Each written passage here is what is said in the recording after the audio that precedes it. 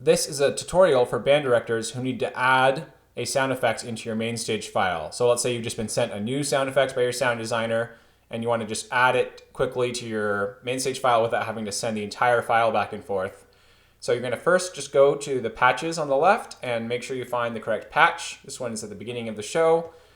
And then you're going to find the channel strip that has the sound effects. So over here on the right side, we have all of our instruments, and this one is Movement 1 Sound Effects. It's a sampler instrument, so I'm going to click on the blue sampler box.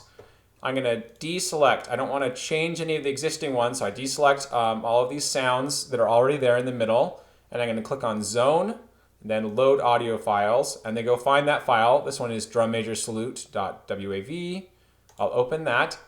And so here's that sound effect now, and I'm going to drag it over to the key I want to have it on. So I want it on G in this case.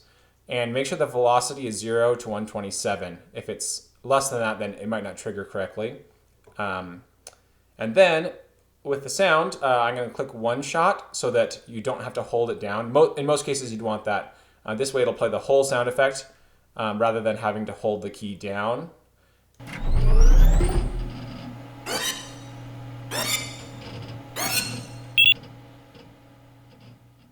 Okay, that's my sound effect. It's loaded in. And then the other thing you might want to look at is the volume right here. I can change this volume if it's too loud or too soft right here to change the volume of that individual sound effect.